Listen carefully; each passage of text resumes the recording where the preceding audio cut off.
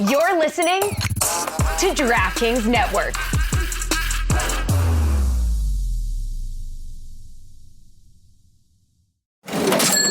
You know that sound. It's the sound of money hitting your Venmo account, a friend paying you back, or maybe it's getting cash back from your favorite business when you pay with the Venmo debit card, or it's realizing you can pay with Venmo at checkout at thousands of brands. Now, there are so many more ways to answer the question, what's your Venmo? Download Venmo today. The Venmo MasterCard is issued by the Bancorp Bank N.A. pursuant to license by MasterCard International Incorporated. Dosh cashback terms apply. Chris, when I say the name Andrew Zimmern, what happens to you? Do you just immediately, Jessica, you're a foodie. Like, do you guys immediately just go crazy with your taste buds are activated? I mean, I grew up on his show. It is one of my favorite shows of all time. I am the biggest Andrew Zimmern Dream stan. job. Okay, yes. Dream job. I imagine all these people say these things, so I'm happy to have him in with us today. I'm doing an event with him for the Food and Wine Festival in Miami. Not for him, but around him. These festivities, I'm honored to be a part of them because Miami actually throws a really great party this time of year. Tickets are now on sale at SoBWFF.org. It's going to be February 20th through the 23rd. But Jessica, what do you want to ask? If this is a person you're dying to talk to, and thank you, Andrew, for being on with us, what do you want to ask Well, him? if he's cooking for you at this festival, make sure that it doesn't have gluten, dairy, carbs, bread, sugar. Yeah. Besides that, Tree you're nuts. good to go. Yeah. It's very limiting, my diet. Andrew, we just talked. We met a few years ago in New York. My first question, are you still buddies with Cousin Stiz? I am still buddies with Cousin Stiz. We're social media buddies, but we slide into each other's DMs frequently. One of these days, I will be in a city where he is performing and take my kids and we'll go. Should be a good time. He's a great dude. This guy is so cool, Dan. Do you have indeed a dream job? Does he have this right? It's interesting. I sort of fell into a television career. I was a chef and a restaurateur, and I had never thought of myself as a storyteller, but in fact, that's what I was doing with my food. That's what I was doing whenever I was, on the stump in the food world, plying my trade, at events like the one in South Beach that you're talking about.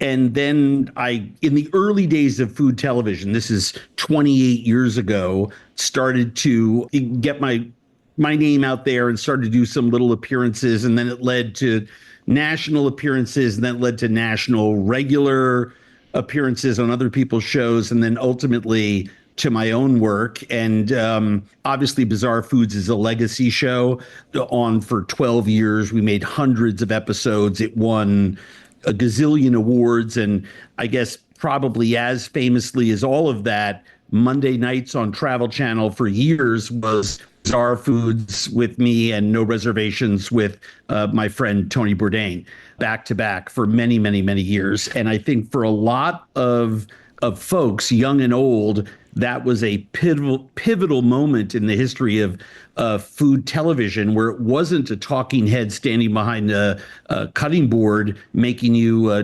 teaching how to grill a steak or make a pasta. It was actually innovative explorers out in the world bringing cultures that you may not be exposed to, and new ideas and new ways of thinking about not just food, but about all totems of culture right into your living room. And that's what I've continued to do with my 14, 15 shows since then, with all of my nonprofit work, with all of the other things I do with my production company, Intuitive Content, is we try to keep people curious and bring ideas out into the forefront of American culture that may be buried or come from somewhere else that people may not want to hear about. Do you have a favorite episode that you've shot of Bizarre Foods? Yeah, Botswana, not even close. I went in there. I am a very cynical, overly educated East Coast old man. And if you had told me that a human being could eat piles of hot charcoal 4 feet away from me, dig himself into the sand, disjoint his shoulders and hips to do that, and then astrally project himself miles away, and have another shaman go into my head and learn things about me that there is no way he could have known about. Like, no way. All that stuff happened in front of me. And then I went and sat outside this shaman's hut because I didn't want anyone to talk to him, because I had to ask him when he came out how he knew what he knew about my life. And he actually went into my head. We had a shared experience, and we captured it on tape. And I'm just hysterically crying. I'm clearly in another place with him. It was one of the most staggering experiences of my life, but that's where I learned how to be a little greener. How excited are you right now, Jessica? Because this person is an icon. This person, the way that he cares about food and talks about food and brings food to people, makes him a shaman. Like, he speaks, and there's a community of Food Network lovers who will grab every dollop that this man speaks and turn it into the sweetest of sugar. I bet he has some crazy memorabilia in his house too. We were trying to figure out, what is the flag behind you? It's like red and white striped with white stars. That is a Minnesota flag that was carried by a regiment to Round Top at Gettysburg. See what I mean? I collect a lot of unusual memorabilia, and I actually think really well amongst a lot of clutter. So you see a lot of things behind me. This is actually my office. That's one of Paul McCartney's guitars over my other shoulder. But I happen to have a over on this little thing here, I have the nutsacks of 6 or 7 different animals that I've taken in the wild and whose balls I've eaten. And most people gravitate towards that first and foremost. I have that in my house too. Well, as does everyone. I just have more of them. Which animals? The largest belongs to the 25th largest wild bison ever taken. I shot it in New Mexico about 8 years ago. It's about this big, and it goes down to, relatively small, but kudu, which is an African antelope, and a lot of different animals in between. I have a wildebeest nutsack over there that is about the size of a softball, and they're tanned. I actually tan them myself in a rustic way. You just pile salt into them, and the most awkward thing in the world is once you start collecting them, when you're out with tribal peoples or you have an opportunity to harvest an animal and eat it with a tribe, and I say, can I have the nutsack? And they look at me like I'm crazy. And I tell them I'm going to make a purse out of it. And then sometimes they fill it with salt and they tan it for me. And one tribal people, I was there for a week, they actually put a little leather around it, like a little drawstring pouch, so I could actually use it. I just don't like to take it out in public because people ask all kinds of crazy questions. What's that nutsack doing in your hand, Zimmern? Well, can we see? Show us your nutsacks. Would you like to see one? I would love it. Yeah. We got to get top 5 nutsacks he's eaten. Nothing you can't put too. salt on. Let's see. Well, All right, okay. he's walking back. He had the opportunity to prank us This the is, craziest way possible a second ago. This is an African antelope called a kudu. More hair than I thought. Yeah, I was going to say the same thing. Very nice coat of hair. Yeah. This is a moose. For the audio audience, he's showing us testicles. It's the size. By the way, this is scrotum, almost the size. Its nutsack is the size of my head. The moose sack looks like the size of like a bag you bring into a stadium. Like if it were clear, Yeah, that's you right. could bring that in. Possibly. That's exactly Stadium safe. That's exactly right. I will tell you that one of the funniest episodes of Bizarre Foods that we ever shot, we were in Beijing and we went to a restaurant where all they serve are dishes made with the twigs and berries of various animals from around the world. And I was with a guide, and because I don't speak Chinese and no one in that place spoke English, and my Mandarin is wonky, and we just ordered the tasting menu, and they start, and my lips to God's ears, this is true, they start with the smallest twig and berry set of a snake, and it goes all the way up to an ox for your final course. Then it goes back down because dessert is a sweet one made with azimuth and frog testicles, which are very, very small.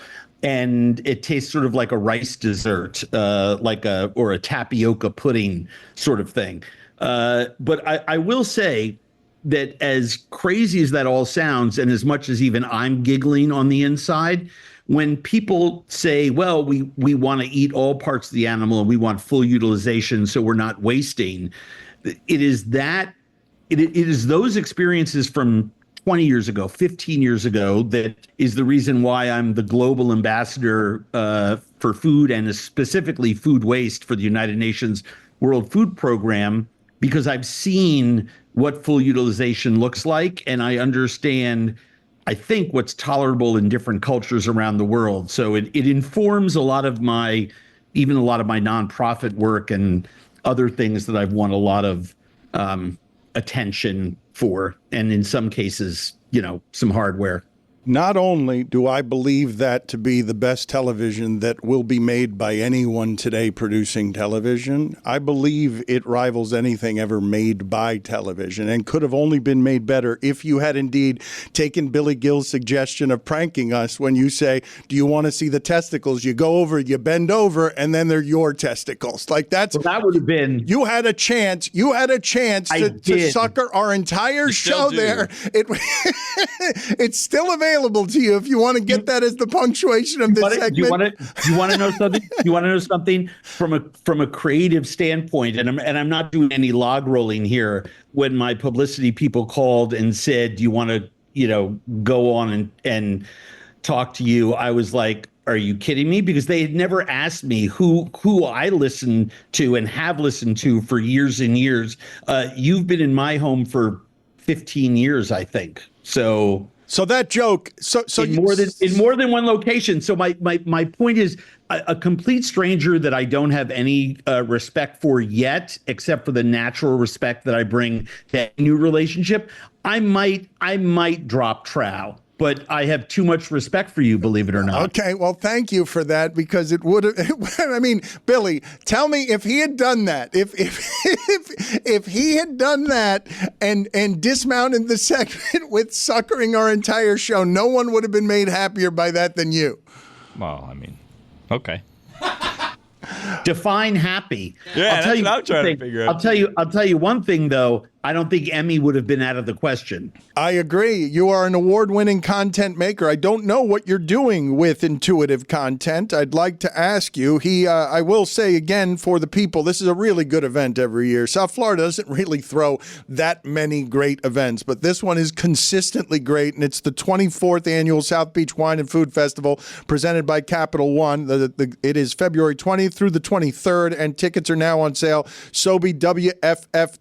I should tell the people that all the proceeds from the festival go to the Chaplin School of Hospitality and Tourism at FIU, and that has had more than $40 million raised for it, because this is one of the biggest ones you do every year, right? And it's got to be one of your favorites. I think it's the biggest in the country, and it is one of my favorites. And I was there in year one. I've been a part of this forever. The people who created this festival are close friends of mine. The recipients are close friends of mine. The Chaplin family I've gotten to know. FIU I've gotten to know and spoken there many times. But what's really amazing is we started giving money into this scholarship fund, and we get volunteers from the school to come help us at these big events. I mean, I'm cooking a fancy pants dinner Thursday night at Lamar in Miami. I'm doing some stuff at FoodieCon on Saturday. I am co-hosting. I've co-hosted the closing event on the beach, I think, every year that they've had one. And I'm doing a demo on Sunday in the grand tasting tent. And we have FIU students helping us all the time because those are our volunteers. They help make the festival go. And the students get a chance to work with, the great chefs in the world that fly for this event. What's nuts is to be in a restaurant in Orlando or Palm Beach, and I'm there with my friends or my family, and the chef comes out and, the food's fantastic. And, oh, chef, nice to meet you. And he says, it's just an honor to meet you again. And I said, oh, forgive me for not remembering. And he turns on his phone and shows me a picture of him as a student at FIU, volunteering in like my booth or at my demo. And it happens to be at least twice a year. And the reason I bring that up is that the restaurant industry has really taken it in the shorts over the last 8-9 years, with the downturn in the economy, then COVID, and we could just keep going on and on and on. So supporting scholarships for people that want to keep the culinary culture alive in America, which is about 11% of it's about 6.5%. Independent restaurants alone are about 6.5% of GDP. That's just independent restaurants.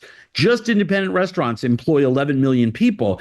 Independent restaurants, which is where most really good culinarians go to ply their trade, that's the heartbeat of America. It's where we celebrate our birthdays and anniversaries and go on first dates and last dates and, everything in between.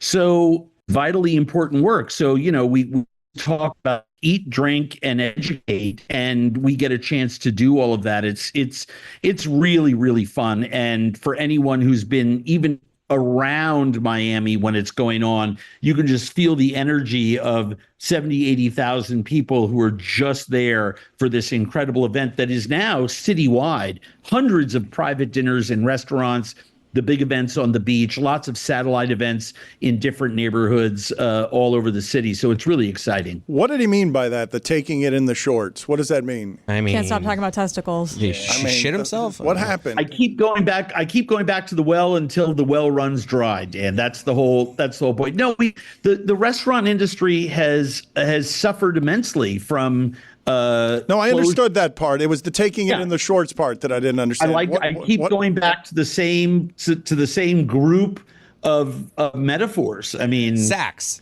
It always comes back to the testicle. So let's dismount with this. We were talking about this yesterday.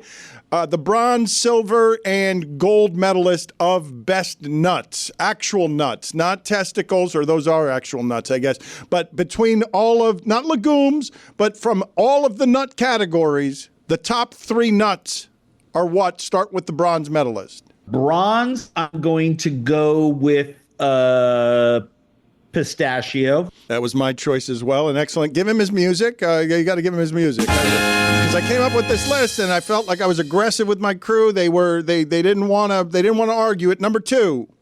Silver medal I'm going to give to pecans. And number 1? Number 1 has to be what are called in the rest of the world ground nuts, but we call them here in America peanuts. Because of their versatility, popularity, and I think texturally, what happens to them at different temperatures makes them really popular with culinarians. We can do a lot with peanuts. Boo that nut. That last nut testicle. Pistachio was a good one. D's nuts. Yeah, you had it. D's Set nuts. you up with another one. It was right there for you. Thank you, Andrew. Pause up. You guys are the best. Hey, howdy, listener. Why don't you sit down here next to me? Let's have a fireside conversation in the winter. This is all theater of the mind anyways. If weather outside is a little chilly, let's warm up. Let's cozy up. Not just to each other, but also to that beautiful white can of Miller Lite. That's right, make these moments even better with Miller Lite, the great tasting light beer for people who love beer. A new year is a perfect time for friends, family, and great tasting light beer. Tastes like Miller time. You know, as the football games get bigger, everybody's talking about hosting parties. It's always difficult. Everyone's got an opinion. Why don't you just bring out a nice cooler of Miller Lights and make everybody happy? You could be on opposite sides of the big game, but you still know that you are brought together by Miller time. Miller Lite is a great unifier.